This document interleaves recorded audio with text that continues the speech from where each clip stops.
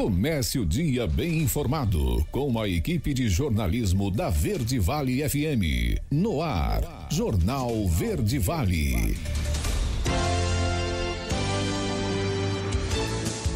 Olá, uma ótima manhã para você. Começando agora às 6h35, mais uma edição do Jornal Verde Vale dessa segunda-feira, dia 29 de julho de 2024.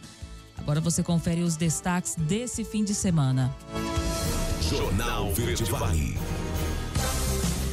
Mega Sena, prêmio acumula e vai a R$100 milhões. Mudança temporária do local de votação pode ser solicitada até o dia 22. Vice-presidente do Partido Novo em Goiás morre após acidente. Desmatamento no estado cai 59% no primeiro semestre de 2024. Essas e outras notícias você confere a partir de agora no Jornal Verde Vale. A notícia em primeira mão. Jornal Verde Vale. Jornal Verde Vale. Verde Vale. Notícias do Brasil.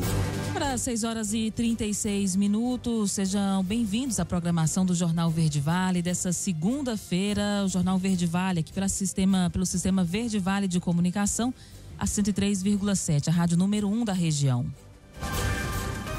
E nessa semana marca a passagem do mês de julho para o mês de agosto e também uma virada no tempo. De acordo com o Metsul, uma forte massa de ar frio vai atingir partes do Brasil, principalmente a região sul, a partir dessa segunda-feira. E mais para o fim da semana, uma massa de ar muito quente chega ao país e vai deixar as temperaturas mais altas. O maior impacto será no Rio Grande do Sul, que, segundo o Instituto, poderá ter temperaturas em torno de 5 graus ou menos já nessa segunda-feira. O IMET emitiu alerta de frio intenso e corrobora com essa previsão. Segundo o Instituto, as quedas de temperatura podem ser de mais de 5 graus, o que causa perigo às populações. Esse alerta foi emitido neste domingo, às 13h40, e vale até às 7 horas de amanhã, terça-feira. A partir do meio da semana, após o dia 30, está prevista a chegada de uma massa de ar muito quente, que vai deixar a temperatura mais alta e forte calor à tarde, principalmente no sul do Brasil, em contraste com as temperaturas próximas de zero do início da semana. E uma aeronave caiu na zona rural de São Francisco do Sul, no litoral de Santa Catarina, na tarde deste domingo. Equipes do Corpo de Bombeiros, voluntários do município, atenderam a ocorrência e constataram o óbito do piloto Eliseu Rupalovski, de 60 anos, e o passageiro Rogério Jair Raulino, de 55. Os agentes que foram ao local da queda informaram que se tratava de um girocóptero, um veículo leve que geralmente comporta apenas 2 ocupantes e é sustentado no ar por hélices e asas rotativas. A Agência Nacional de Aviação informou que o caso está com o Centro de Investigação e Prevenção de Acidentes Aeronáuticos da Força Aérea Brasileira, que foi notificado e está apurando os fatos. E o governo precisa dobrar um corte no orçamento para ter um déficit zero. Yuri Hudson é quem faz um balanço desse assunto. O governo federal anunciou nos últimos dias o corte de 15 bilhões de reais no orçamento. Boa parte deles, quase 12 bi, são bloqueios, ou seja, um recurso que dificilmente poderá ser gasto. O restante, 3 bilhões de reais, são contingenciamentos que poderão ser revistos a depender da entrada de receitas nos cofres públicos. Tudo isso para atingir a meta de déficit zero neste ano. No entanto, de acordo com um estudo da Instituição Fiscal Independente do Senado Federal, para atingir essa meta, o governo precisa dobrar o valor de bloqueio e contingenciamento. Segundo o diretor executivo do IFI, Marcos Pestana, o valor necessário para garantir que o governo cumpra a meta de déficit zero é de um corte de 30 bilhões de reais. O governo precisa de uma economia de 28, 30 bilhões de reais, ou através do aumento de receita ou do corte de despesa. E então ainda há um caminho a percorrer. O governo bloqueou e contingenciou cerca de 15 bilhões de reais, mas, segundo a IFE, ainda é preciso um esforço adicional de 13 a 15 bilhões para ficar não no centro da meta, mas no limite permitido pela legislação. Essa meta de déficit primário zero tem uma tolerância de 0,25% do produto interno bruto, ou seja, uma margem em que o governo pode ficar no negativo, ou seja, ter um rombo que chega a 29 bilhões de reais. Já com os cortes e com os bloqueios anunciados, o governo atingiu essa cota. Por isso, Pestana reforça a necessidade de ampliar cortes e congelamentos. É como enxugar gelo, você ganha de um lado, mas tira com a outra mão. É preciso um esforço, os gestores do governo estão empenhados em cumprir a meta, mas a IFE ainda tem uma perspectiva diferente do governo e tem projeções um pouco menos otimistas. Apesar do anúncio do corte de 15 bilhões de reais, o governo federal ainda não detalhou quais pastas serão atingidas. A Casa Civil apenas informou que todos os ministérios sofrerão, em alguma medida, algum tipo de corte no orçamento. Agência Rádio Web de Brasília, Yuri Hudson. Jornal Verde Vale. Notícias de Goiás. 6h41. E o corpo do professor Vitor Garcia da Silva, de 76 anos, que estava desaparecido há 14 dias, foi encontrado na zona rural de Cromínia, no sul de Goiás. Embora estivesse em avançado estado de decomposição, a polícia científica informou que foi possível confirmar a identidade da vítima por meio de papiloscopia. Segundo a polícia militar, o corpo foi encontrado na noite deste sábado. Quem encontrou foi um morador da região que disse aos policiais que, desde que soube que existia um idoso desaparecido, fazia buscas por conta própria no horário de folga do serviço. Vitor era de Ubiratã, cidade no centro-oeste do Paraná. A família conta que ele e a esposa foram para a fazenda de um dos filhos da mulher, em Cromínia, passar as férias. Na manhã do dia 13 de julho, o professor saiu para caminhar próximo ao quilômetro 7, na Estrada dos Dourados, e desapareceu. Os bombeiros fizeram buscas pelo idoso com drones, cães farejadores e até um helicóptero, mas não obteve sucesso. O Major Bruno Alves explicou à época que a região em que Vitor desapareceu era de difícil acesso, com mata fechada, morros e córrego. No último dia 20, familiares e amigos do professor fizeram uma cavalgada para encontrar o idoso. A decisão se deu especialmente após a família receber a informação de que Vitor teria pedido ajuda em uma casa na região. O desmatamento no estado de Goiás caiu 59% no primeiro semestre de 2024, na comparação com o mesmo período do ano passado. Os dados foram divulgados na quinta-feira pelo Sistema de Alerta de Desmatamento do Cerrado, desenvolvido pelo Instituto de Pesquisa Ambiental da Amazônia. Entre janeiro e março de 2023, a área alcançada pelos alertas de desmatamento no estado foi de 36.819 hectares, uma média de 7,78 hectares por alerta. No primeiro semestre desse ano foi de 15.005 hectares, com uma área média de 6,67 por alerta. De acordo com a secretaria, Goiás é o estado do Cerrado brasileiro em que houve a maior redução do indicador. A região do chamado Matopiba, que inclui Maranhão, Tocantins, Piauí e Bahia, continua a responder pela maior parcela do desmatamento no bioma, com 77%. Outra notícia positiva é a de que não há municípios goianos entre os 10 com mais área desmatada no Cerrado brasileiro em 2024. E o estado de Goiás terá a semana com umidade abaixo de 20%. A repórter Natália Lima é quem fala sobre essa previsão agora no Jornal Verde Vale. Goiás deve entrar em estado de alerta quanto à umidade relativa do ar nesta semana, segundo estimativas do Centro de Informações Meteorológicas e Hidrológicas do estado de Goiás. No estado de alerta, a umidade mínima fica entre 12% e 20%, o que requer alguns cuidados, como diminuir ou evitar exercícios físicos entre 10 da manhã e 4 da tarde, aumentar o consumo de líquidos, umidificar o ambiente, evitar aglomerações em ambientes fechados e usar soro fisiológico nos olhos e no nariz. Gerente do CIMEGO, André Amorim, ressalta que, embora esta situação de ar muito seco já não seja incomum nesta época do ano, a umidade vem caindo cada vez mais. Segundo a Organização Mundial da Saúde, o nível ideal para o organismo humano gira entre 40% e 70%.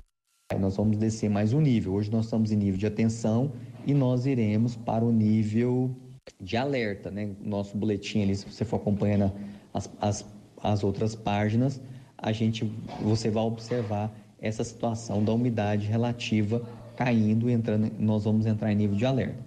Também para esta semana, segundo Amorim, está prevista uma queda nas temperaturas. Teremos um frio um pouquinho mais intenso, porque vai subir uma frente fria, mas ela não vai trazer chuva aqui para nós. A parte da chuva nós já podemos deixar de lado, só que nós teremos aí uma situação favorável que vai subir uma massa de ar polar e vai influenciar as temperaturas aqui em Goiânia. Então, Goiânia e especialmente na parte centro-sul, nós vamos ter uma queda um pouco mais acentuada nas temperaturas, mas também não é aquele friozão do dia todo, mas nós já vamos fazer a virada julho para agosto com frio. Segundo o Instituto Nacional de Meteorologia, o IMET, Goiânia registrou na última sexta-feira o dia mais seco de 2024, com 15% de umidade. Já o CIMEGO marcou 21% de mínima. Natália Lima, CBN Goiânia. Jornal Verde Vale. Esportes.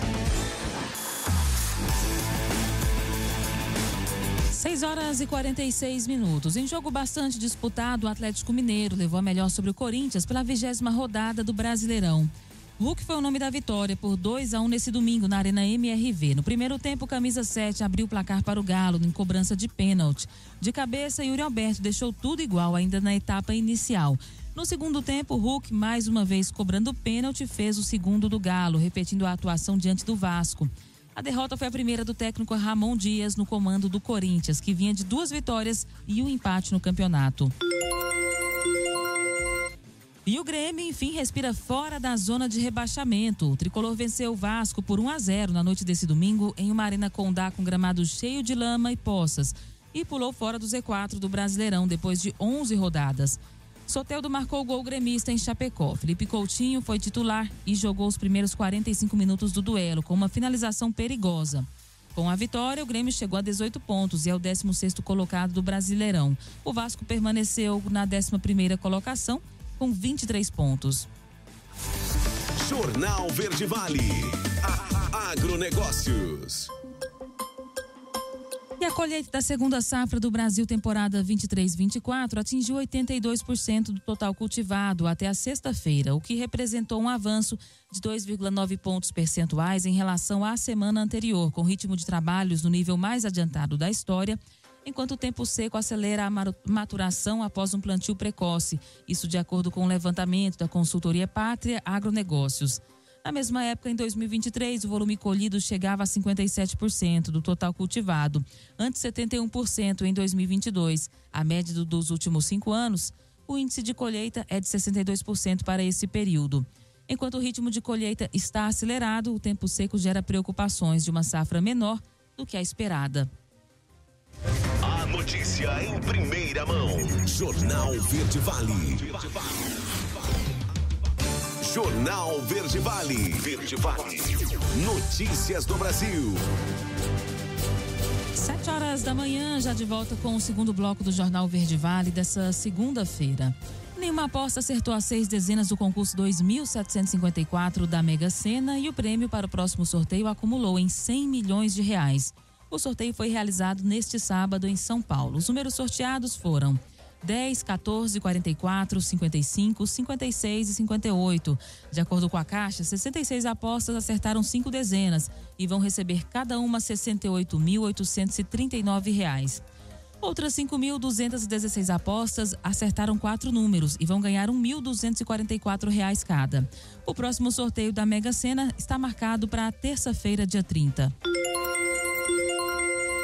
E o prazo para determinado grupo de eleitores temporariamente alterarem a sessão ou local de votação dentro do mesmo município termina no dia 22 de agosto.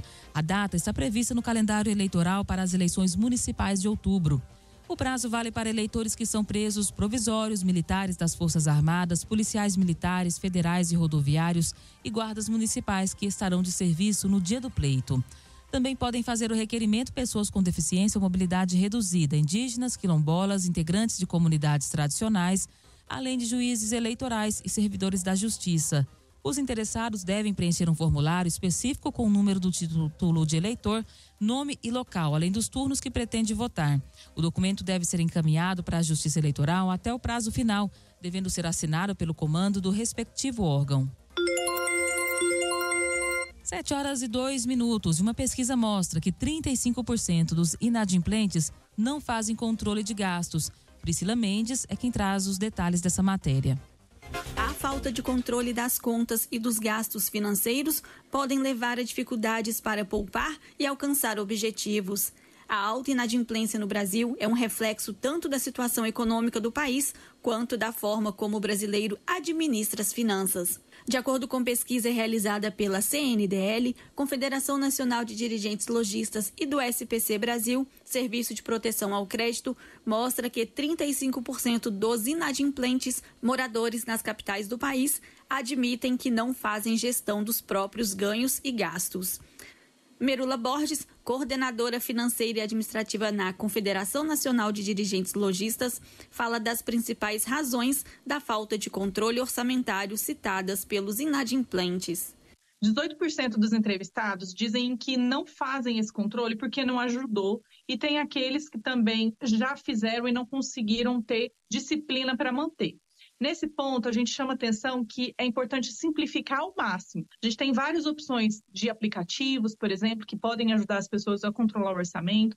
Além disso, tem opções de deixar, por exemplo, disponível de limite no cartão de crédito só aquilo que pode ser gasto, ou deixar na conta só aquilo que pode ser gasto no final do mês. A coordenadora financeira e administrativa na CNDL destaca também como as emoções são fatores determinantes de como o dinheiro é usado.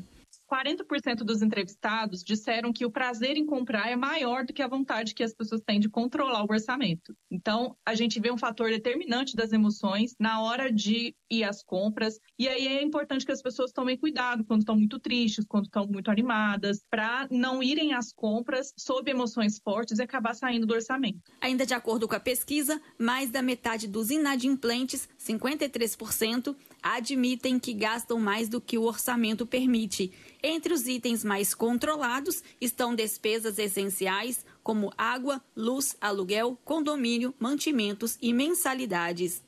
Manter o controle das finanças exige disciplina e um pouco de esforço, mas os benefícios a longo prazo valem a pena. Agência Rádio Web, produção e reportagem, Priscila Mendes. Jornal Verde Vale. Notícias de Goiás.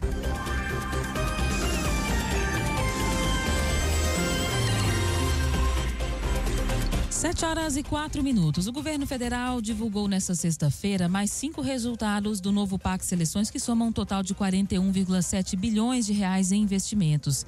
No eixo Cidades Sustentáveis e Resilientes, as modalidades mobilidade urbana, grandes e médias cidades, prevenção a desastres naturais, drenagem urbana sustentável e esgotamento sanitário urbano são executadas pelo Ministério das Cidades. No eixo Água para Todos, a modalidade de abastecimento de água urbano é executada exclusivamente pelo Ministério das Cidades.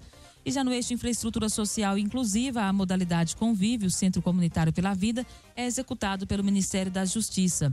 Os anúncios foram feitos pelo presidente da República, Luiz Inácio Lula da Silva, em cerimônia no Palácio do Planalto, com a participação de ministros da Casa Civil, Rui Costa, das Cidades, Jader Filho, e da Justiça e Segurança Pública, Ricardo Lewandowski, além de governadores, prefeitos e outras autoridades. E os sortudos de Goiás vão aproveitar essa semana com um presente, um prêmio da Mega Sena e a conta recheada. Juntas, 3 apostas de Goiás ganharam R$275 mil no último sorteio da loteria, ao acertarem 5 números da Mega Sena. As apostas foram feitas em Goiânia, com 2 sorteados nos valores de R$ 68.839 e o outro com R$ 137.676. E a terceira aposta em Pirinópolis, com sorteio também de R$ 68.839. Segundo a Caixa Econômica Federal, todas foram apostas simples. Vale lembrar que as apostas podem ser feitas até às 19 horas do dia do sorteio em qualquer lotérica do país ou pela internet no site da Caixa Econômica Federal.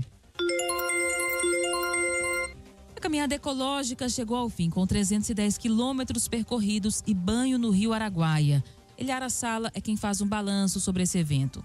A tarde de sábado foi de celebração para 26 atletas que terminaram a 31ª caminhada ecológica. A comemoração foi feita às margens do Araguaia, ponto final da caminhada, com um banho no rio para renovar as forças, aliviar as dores e renovar o compromisso para a próxima temporada. O momento encerra os 5 dias de projeto e cerca de 310 quilômetros de caminhada desde a largada em Trindade. A caminhada ecológica tem como objetivo incentivar a preservação e cuidado com o Cerrado e com o Rio Araguaia. Araguaia. Lília Santos é uma das mulheres que fizeram a caminhada até Aruanã. Ela conta sobre a responsabilidade de levar a bandeira em prol da preservação do meio ambiente e o que viu durante a caminhada. Representou, assim, muita reflexão sobre o nosso cerrado.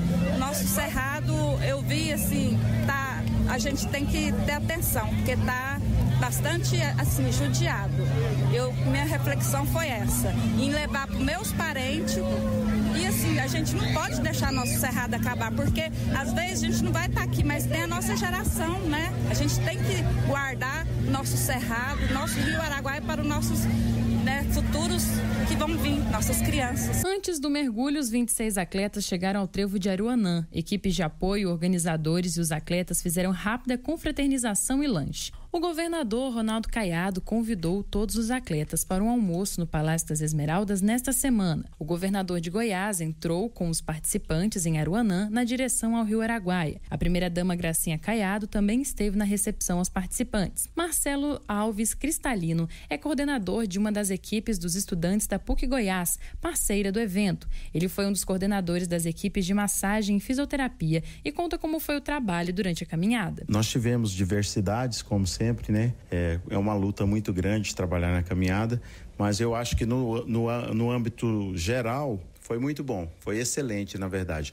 Tivemos uma participação de todas das equipes de forma que nunca tinha acontecido antes. Então, foi um êxito muito grande. O tema da caminhada este ano foi Cuidar do Cerrado tem que ser agora. Com um trajeto de 310 quilômetros percorridos a pé, os atletas passaram por 11 cidades e caminharam cerca de 60 quilômetros por dia. Trindade, Goianira, Brasabrantes, Caturaí, Inhumas, Itaúsu, Itaberaí, Goiás, Faina, Araguapaz e Aruanã. O evento é uma realização do grupo Jaime Câmara por meio do Jornal Popular e do Serviço Social do Comércio, o SESC. Eliara Salas, CBN Goiânia. Jornal Verde Vale. Esportes. 7h09. E CRB e Santos ficaram no empate por 1-1 na noite desse domingo no Estádio Rei Pelé em Maceió pela 18ª rodada da Série B. O time de Fábio Carille se impôs na maior parte do tempo fora de casa e abriu o placar com gol de Serginho, que precisou de 9 minutos para ser validado por causa da análise do VAR sobre possíveis impedimentos e toque de mão na jogada. O CRB conseguiu um empate pouco depois com Anselmo Ramon, artilheiro da competição, com 8 gols. Apesar do tropeço, o Peixe continua tranquilo na liderança. E a Série A do Brasileirão tem um novo líder. Ciente de que dependia apenas de si para retomar a ponta, o Flamengo mostrou que aprendeu direitinho com os tropeços de Palmeiras e Botafogo na noite do sábado e não deu brechas para a zebra do Atlético Goianiense galopar nesse domingo no Maracanã. Impositivo desde o primeiro minuto, o time de Tite se debruçou no campo de ataque, pressionou e teve em Arrascaeta o responsável por encontrar espaços e decidir o jogo. O uruguaio deu assistência para Pedro no primeiro tempo, marcou o seu no segundo e garantiu por 2-0 a partida válida pela 20ª rodada do Brasileirão. Jornal Verde Vale. Agronegócios. 7h10. O mercado da soja fechou a sessão desta sexta-feira despencando expressivos 4% na Bolsa de Chicago. Os futuros da oleaginosa lideraram as baixas no mercado de grãos, com milho, trigo e derivados da soja também concluindo o dia com baixas agressivas. Com as perdas desse pregão, o mercado devolveu o que subiu durante a semana e ainda perdeu um pouco mais. Com isso, o contrato agosto fechou $10,71 e o novembro, a referência da safra americana e o contrato mais negociado no momento, fechou a $10,46 por bushel. Os futuros do milho e do trigo perderam mais de 2%, enquanto o farelo perdeu mais de 1,5% e o óleo de soja mais de 5%. Jornal Verde Vale. Notícias de Goiás. 7h11. Um homem de 27 anos foi preso, suspeito de dopar e estuprar uma adolescente de 14 anos em Aparecida de Goiânia, na região metropolitana da capital. A Polícia Civil disse que a família dela foi quem fez a denúncia. O G1 não conseguiu contato com a defesa dele até a atualização da reportagem. A prisão aconteceu na quinta-feira, em Senador Canedo, na região metropolitana da capital. Segundo a Polícia Civil, o caso aconteceu em 2023, mas após o crime, segundo a polícia, o suspeito mudou de cidade. A Polícia Civil disse que eles tinham um relacionamento amoroso. A delegada Sayonara Lambrugger, da Delegacia de Proteção à Criança e ao Adolescente, disse que ele foi indiciado pelo crime de estupro de vulnerável. é estupro de vulnerável porque dopou e tornou vulnerável a vítima, pois ela já tinha 14 anos e para ser vulnerável pelo critério de idade, ela deveria ser menor de 14, é o que afirmou a delegada. A Polícia Civil representou pela prisão preventiva dele, que também foi denunciado pelo Ministério Público. A pena vai de 8 a 15 anos de prisão. Jornal Verde Vale. Verde Vale. Notícias do Brasil. E o Ministério da Saúde faz um alerta sobre sintomas da febre Ouro Post. Vamos conferir quais são esses sintomas nessa matéria de Diego Brião. O Ministério da Saúde tem buscado alertar sobre a febre de Ouro Post. Ela é uma doença causada por um vírus transmitido principalmente pelo mosquito Culicoides paraensis, conhecido como maruim ou mosquito pólvora.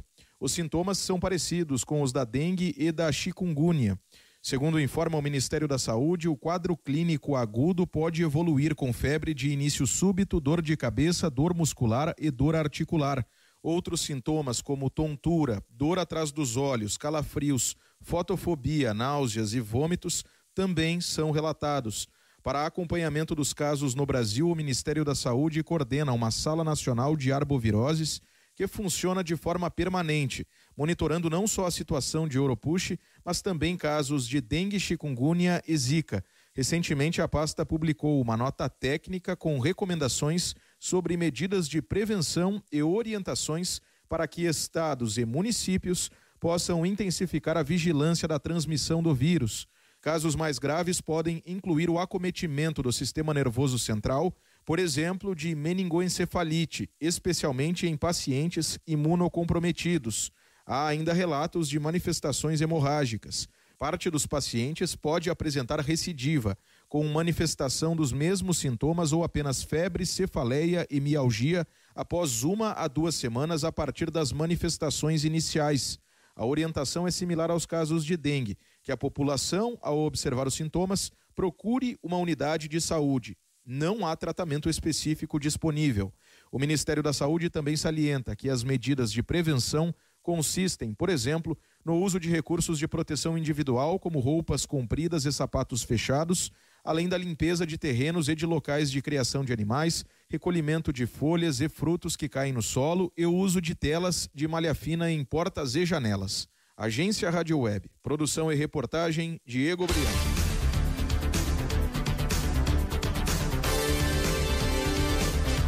7h15. Vamos para o primeiro intervalo do Jornal Verde Vale. Na volta, você confere que o projeto no Senado abre caminho para mais devastação na Amazônia. Os detalhes você confere logo após o intervalo comercial. Jornal Verde Vale. Jornal Verde Vale. Verde Vale.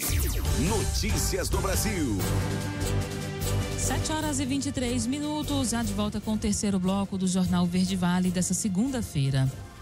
E os principais sites de compras no exterior começaram a cobrar neste sábado, dia 27, o imposto de importação de 20% sobre as compras internacionais de até $50. A taxação entra oficialmente em vigor no dia 1º de agosto, mas algumas empresas decidiram antecipar a incidência do imposto para ajustar as declarações de importação e autorizar a entrada das mercadorias no país após o prazo. A AliExpress e a Shopee confirmaram a intenção de cobrar a taxa já a partir deste sábado e a Shein só vai iniciar a cobrança na meia-noite do dia 1º de agosto. A taxação foi aprovada pela Câmara dos Deputados no âmbito do programa Mover de incentivo à indústria automotiva. O Senado aprovou o texto no início de junho. O imposto de importação de 20% vai incidir sobre o valor do produto, incluídas cobranças de frete ou de seguro. Além do imposto, também incide sobre as compras 17% do imposto sobre a circulação de mercadorias e serviços, o ICMS, tributo estadual que já era cobrado nas compras internacionais de até $50 em sites internacionais. E de acordo com dados do Observatório da Saúde Cardiovascular do Instituto Nacional de Cardiologia, baseado em informações do DataSUS do Ministério da Saúde, que abrange o período de 2008 a 2023, a estação do inverno propicia um aumento das internações por infarto. Esse aumento alcança até 12% aqui no Brasil, em pessoas que apresentam fatores de risco. É o que disse nesta sexta-feira a diretora do INSC, Aurora Issa. Em nível mundial, esse índice chega a 30%. Alguns aspectos fisiológicos colaboram para o aumento de infartos nessa época do ano, é o que destacou a doutora. Uma das situações é que o frio faz os vasos sanguíneos se contraírem em resposta ao frio. Com isso, em alguns casos, pode ter aumento da pressão arterial e acaba criando uma resistência ao bombeamento de sangue do coração, o que pode sobrecarregar um pouco o coração. Esse é um dos mecanismos. Outro fator é o número de internações por infecções respiratórias que ocorrem no inverno. 7h25. E um projeto no Senado abre caminho para mais devastação na Amazônia. Alain Barbosa é quem traz detalhes nessa reportagem. Quando o tema é Amazônia, os ambientalistas não encontram descanso no Congresso Nacional, nem mesmo em um segundo semestre de ano eleitoral nos municípios. O projeto de lei no Senado propõe reduzir a reserva legal em propriedades da Amazônia Legal de 80% para 50%. O argumento do proponente, o senador Jaime Bagatoli, do PL de Rondônia, é econômico. Na justificativa, o parlamentar alega que a exigência conservacionista estabelecida para a Amazônia Legal compromete o desenvolvimento econômico das propriedades rurais e de toda a região. Para o secretário executivo do Observatório do Código Florestal, Marcelo Elvira, o argumento mostra a visão equivocada sobre as possibilidades da região amazônica. Essa é uma afirmação que eles fazem sem apresentar estudo, porque não existe esse tipo de estudo. E é uma visão equivocada sobre a Amazônia, né? A Amazônia, ela tem uma vocação para os seus produtos, pela sua riqueza em pé. A floresta, ela não tem que ser derrubada para criar gado. Então é uma visão equivocada sobre o bioma e de não ver a riqueza tanto dos produtos, da sociobiodiversidade, quanto da importância ecológica, né? Regulação do clima, enfim. É uma visão que não entende que a Amazônia não é um lugar de produzir gado ou produzir de uma forma antiquada ainda, né? A reserva legal tem como objetivo conservar parte da vegetação dos biomas para resguardar a fertilidade do solo, o regime de chuvas e a biodiversidade. O Código Florestal já prevê a possibilidade de redução da reserva legal na Amazônia para 50% em estados que tenham mais de 65% do território cobertos por áreas de preservação e terras indígenas, casos de Roraima e Amapá. Ao invés do estado ter que ter 65% de área com vegetação nativa, né, o estado vai poder ter só 50% de UCITI para baixar a reserva legal. Aí com essa mudança de cara já entra o estado do Amazonas, que é gigantesco, e o estado do Pará hoje tem 47%, 49% de unidade de conservação terra indígena e área de defesa eles colocam também no PL. Ou seja, eles querem tirar essa regra que hoje é para Amapá e Roraima e botar a possibilidade de outros estados também se beneficiarem disso. A estimativa de Marcelo Elvira é de que, caso o PL seja aprovado, a perda de florestas amazônicas em propriedades rurais chegue a 7 milhões de hectares, ou 70 mil metros quadrados. Agência Rádio Web, produção e reportagem, Alain Barbosa. Jornal Verde Vale. Notícias de Goiás. 7h28. O vice-presidente do Partido Novo em Goiás morreu após sofrer um acidente de carro em Abadia de Goiás, na região metropolitana de Goiânia. De acordo com o Corpo de Bombeiros, a caminhonete do político e publicitário Flávio Pagotto colidiu com um caminhão e capotou quando ele dirigia a caminho de Goiânia. O acidente aconteceu por volta de 10h30 da sexta-feira. O Corpo de Bombeiros informou que Flávio foi encontrado preso às ferragens com politraumatismo facial. A corporação encaminhou um político ao Hospital Estadual de Urgências Governador Otávio Lage de Siqueira, o GOL, onde chegou com os sinais vitais preservados. Tomás Pagotto, filho de Flávio, relatou que Flávio faleceu na manhã deste sábado, dia 27, depois de uma parada cardiorrespiratória. O GOL confirmou a morte do político. E 3 veículos se envolveram em um acidente que matou uma pessoa e feriu outras 4 na GO 184 em Jataí, aqui no sudoeste goiano. De acordo com o Corpo de Bombeiros, o motorista de uma picape foi encontrado sem vida, preso às ferragens, quando o socorro chegou. O acidente aconteceu na sexta-feira à noite. De acordo com a polícia, o motorista Genoir Belusso entrou na contramão e colidiu com os outros 2 veículos. O homem era empresário e tinha 49 anos. Os bombeiros informaram que os 3 passageiros de uma caminhonete e o motorista de um outro veículo de passeio envolvido no acidente tiveram apenas escoriações leves e não foram levados para o hospital. A corporação informou ainda que foi preciso limpar a pista por conta do vazamento de óleo e combustível. As possíveis causas do acidente não foram divulgadas pelo Corpo de Bombeiros. E E turistas relataram casos de gastroenterites após voltarem de temporada no Rio Araguaia. Saiba as causas nessa matéria de Sabrina Vilela. O retorno para casa depois de passar as férias no Araguaia não foi como a Cássia Bezerra Lima imaginava. Ela passou parte das férias às margens do Rio Araguaia junto com familiares e amigos. Dessa turma, 4 foram infectadas com gastroenterites. Tiveram diarreia, vômito, dor abdominal e febre. A turista acredita que a doença se espalhou pela água consumida pela família. No nosso rancho, era em média 15 pessoas. Dessas 15, 4 foram infectadas. E assim, umas deram diarreia, vômito, muita dor abdominal e febre. Outras foi só diarreia e febre.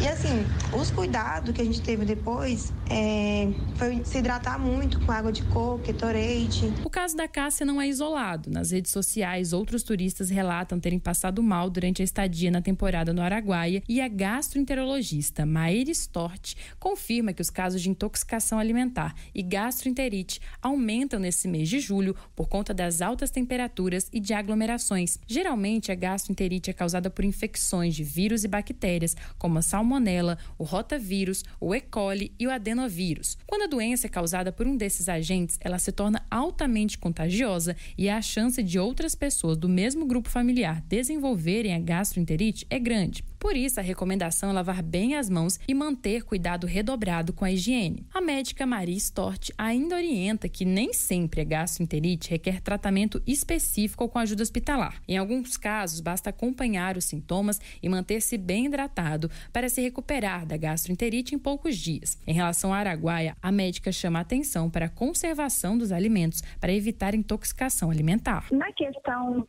do Araguaia, a dificuldade maior seria, às vezes, na conservação dos alimentos. Então, ali, o pessoal fica sem geladeira, os alimentos expostos muito tempo, né, sem conservação adequada. Isso predispõe ao aumento de fungos, bactérias nos alimentos, e esses fungos e bactérias podem gerar toxinas que causam intoxicação alimentar. No caso da gastroenterite causada por bactérias ou parasitas, pode ser necessário fazer o uso de medicamentos com antibióticos e remédios antiparasitórios para promover uma melhora permanente. Eliara Salas, CBN Goiânia. Jornal Verde Vale. Esportes.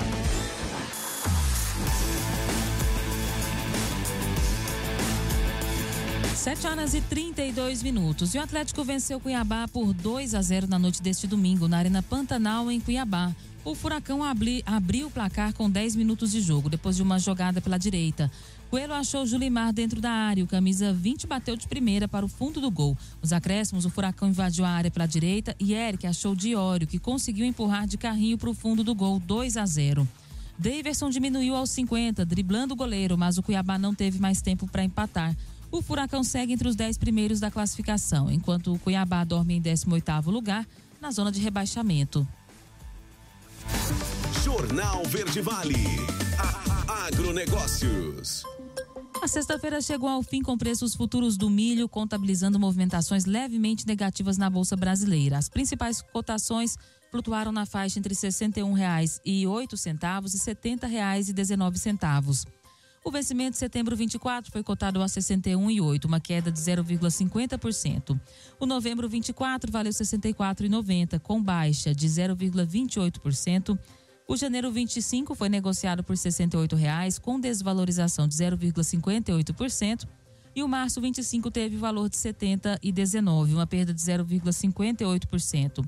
E já no acumulado semanal, os contratos do cereal brasileiro registraram valorizações de 3,28% para o setembro 24, 3,25% para o novembro 24, 2,18% para o janeiro 25 e de 1,36% para o março 25. Isso em relação ao fechamento da última semana.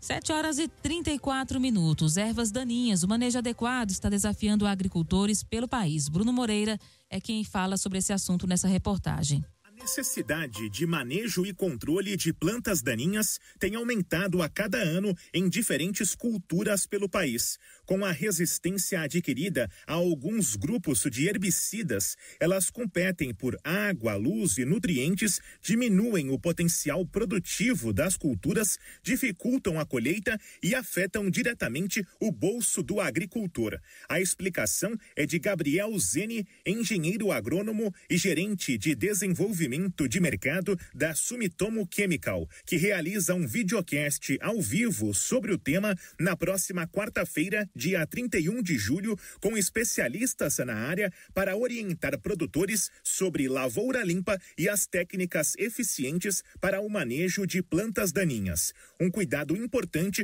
em diferentes regiões do país. Então, por exemplo, quando a gente olha a nível cerrado, a gente tem algumas ervas que se chamam capim-pé de galinha, no Mato Grosso, Goiás, Bahia, uma erva que para algumas regiões é mais nova, mas já acontece bastante tempo nas lavouras de soja e vem causando impacto. É a vassoura de botão, né, em lavouras de soja, lavouras de milho.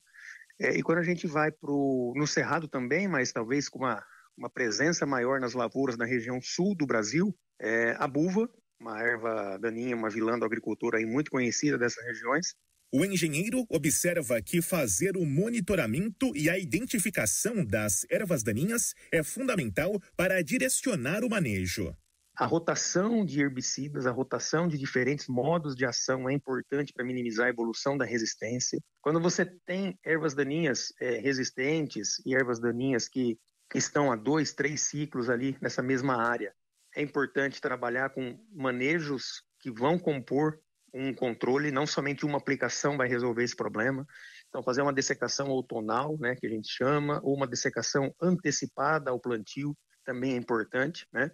Outra prática que era muito utilizada no passado, diminuiu um pouco e agora nos últimos anos vem aumentando e é uma tendência muito forte, é o uso de herbicidas pré-emergentes. Além de Gabriel Zeni, participam do videocast os pesquisadores Fernando Adegas, da Embrapa Soja de Londrina, e Edson Andrade Júnior, do Instituto Mato Grossense do Algodão, o professor Rubens Silvério de Oliveira Júnior, da Universidade Estadual de Maringá, e o gerente técnico da cooperativa Coamo, Marcelo Sumia. É no dia 31 de julho, às 7h30 da noite, no canal da Sumitomo Chemical, no YouTube. Agência Rádio Web. Produção e reportagem, Bruno Moreira.